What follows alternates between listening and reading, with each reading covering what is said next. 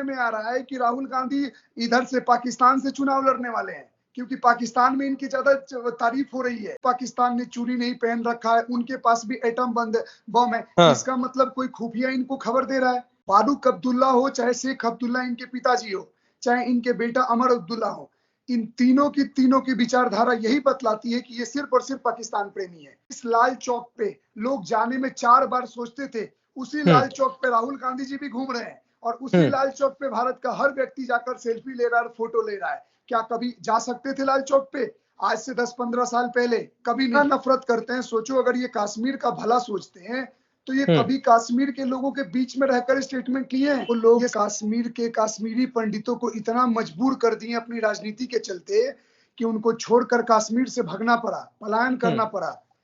इनकी यही सब स्टेटमेंट इनका प्रेम दिखाता है कि किस तरफ की इनकी सोच है। नमस्कार दोस्तों, स्वागत है आप सभी का हमारे चैनल पर। 2024 का चुनाव जैसे जैसे नजदीक आ रहा है, 2 चरणों का मतदान हो चुका है, तीसरे चरण का मतदान होने वाला है।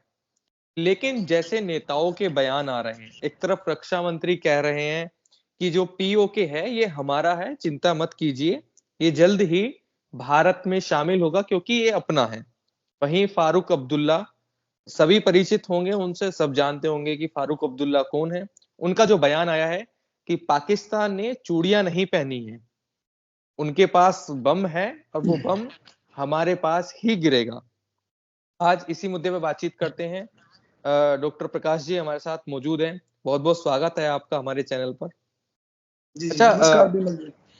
रक्षा मंत्री जी ने जो बयान दिया उसके बाद फारूक अब्दुल्ला कह रहे हैं कि पाकिस्तान ने चूड़ियां नहीं पहनी है।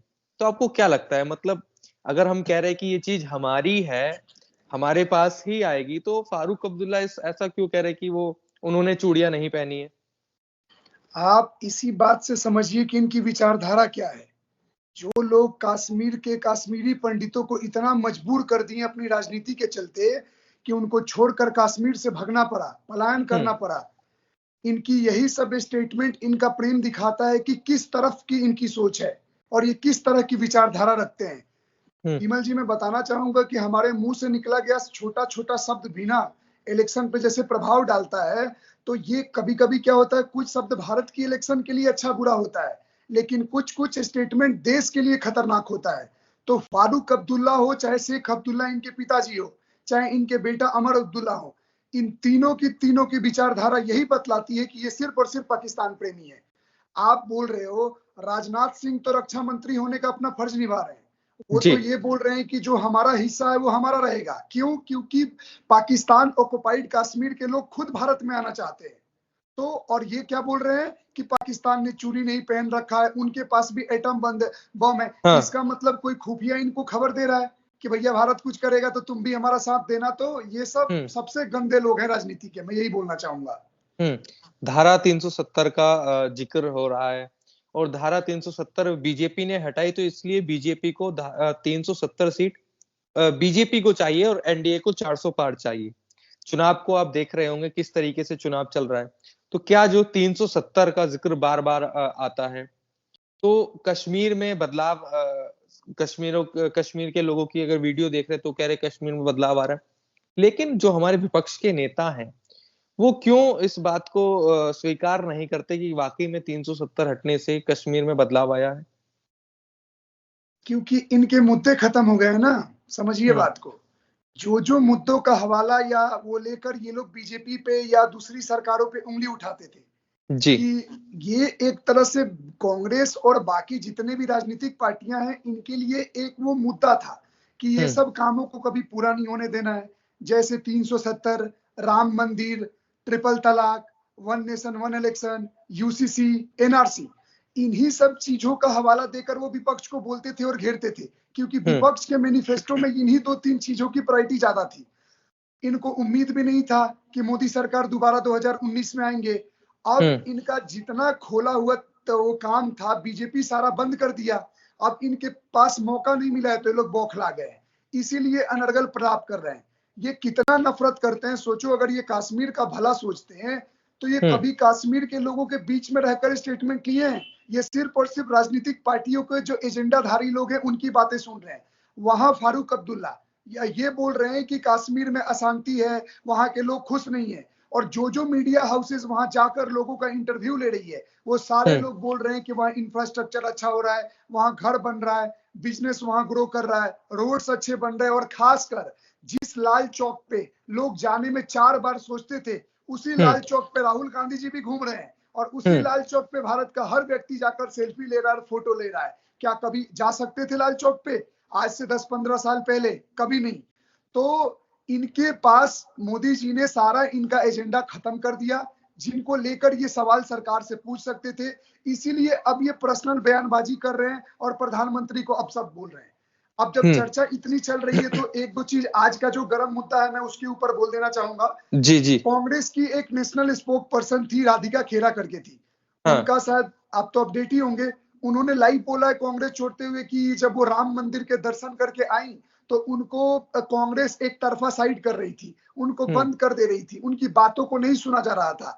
आज का स्टेटमेंट है आचार्य प्रमोद कृष्णन का कि राहुल गांधी और उनके कुछ बड़े बड़े नेताओं ने जब राम मंदिर का फैसला आ गया पक्ष में, हिंदू पक्ष में, तो उन लोगों ने चर्चा किया था कि जब हमारी सरकार आएगी तो हम राम मंदिर के फैसले को भी वैसे ही पलट देंगे जैसे राजीव गांधी ने शाहबानो केस का फैसला को पलट दिया।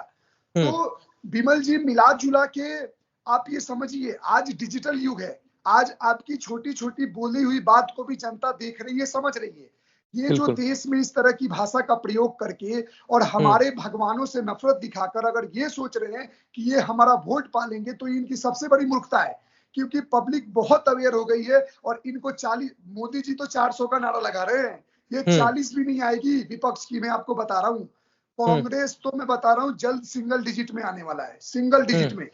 इस तरह का शब्द का प्रयोग करोगे, देश को तोड़ने की राजनीति ये कर रहे हैं। जिन लोगों ने धर्म के नाम पे देश को बांट दिया, आप उनसे उम्मीद कर रहे हो कि धर्म के नाम पे एकता और सांप्रदायिकता का उपदेश देंगे?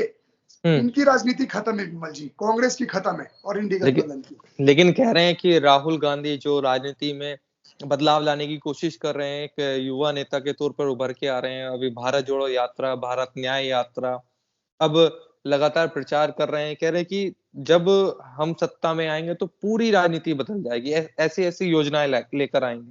तो हम तो बिमल जी हाथ ही जोड़ते हैं, आप सत्ता में आओ ही मत, क्योंकि जैसी राजनीति है रहने दो। पहली बात, आप बोल रहे हो युवा युवा, आप और मैं युवा हैं कि वो 55 साल का हमारे अंकल की उम्र का आदमी युवा है और राजनीति में बदलाव नहीं ला रहे हैं, वो खुद में बदलाव ला रहे हैं।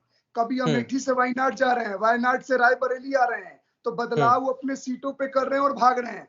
अब ऐसा भी सुनने में आ रहा है कि राहुल गांधी इधर से पाकिस्तान से चुनाव लड़ने वाले हैं, क्योंकि पाकिस्तान में इनकी ज्यादा तारीफ हो रही है। इनके स्पीचेज को पाकिस्तान में बहुत ही प्रेज किया जा रहा है और बहुत ही तारीफ मिल रही है। वो फवाद चौधरी जो है वहां का एमपी और उनकी कैबिनेट का, वो तारीफ कर रहा है। Rahul Gandhi on fire. तो आप देखिए विमल जी कि भारत में एक सरकार आती है तो पाकिस्तान अपशब्द बोलता है, पाकिस्तान उसको दुश्मन समझ रहा है। और जैसे ही पाकिस्तान चाहता है कि बीजेपी हटे और कांग्रेस आए, तो सोचो वो दोस्ती का हाथ बढ़ा रहा है। उसको अच्छा लग रहा है कि कांग्रेस आए, राहुल गांधी आए। तो आप कहीं ना कहीं देख रहे हैं कि किस विचारधारा का समर्थन है कांग्रेस और इंडी गठबंधन। जो पाकिस्तान की सोच है वही सोच इंडी गठबंधन का है। अब देखिए 14 के बाद एक भी बम ब्लास्ट हुआ, लेकिन जहां कांग्रेस की सरकार हो रही है वहां बम ब्लास्ट होना स्टार्ट हो जा रहा है। कर्नाटक में 2 बम ब्लास्ट हो चुके हैं। रामेश्वरम कैफे ब्लास्ट हुआ ही, उसमें भी 2 एक्यूज ने क्या किया, खुद को हिंदू नाम बताया, बाद में मुसलमानों का नाम आया। अभी कल्याण ज्वेलर्स में बम ब्लास्ट हुआ है, 1 हफ्ता भी नहीं हुआ और उसमें भी लोग पकड़ाए। तो ऐसा क्यों होता है कि जहां कांग्रेस की सरकार आती है वहां पे लोग ये समझ लेते हैं कि हम कुछ भी उद्दंडता कर सकते हैं, कितनी भी तोड़फाड़ कर सकते हैं, कांग्रेस सरकार हमको देख लेगी। कितना भी हिंदुओं को मार काट सकते हैं, लव जिहाद कर सकते हैं, कन्वर्जन कर सकते हैं। और खासकर आज के डेट में सबसे ज्यादा rape, murder, crime, conversion south के स्टेटों में हो रहा है। अब डाटा निकाल लीजिए। तो क्यों हो रहा है? क्योंकि ये लोग गलत विचारधारा के समर्थन वाले लोग हैं।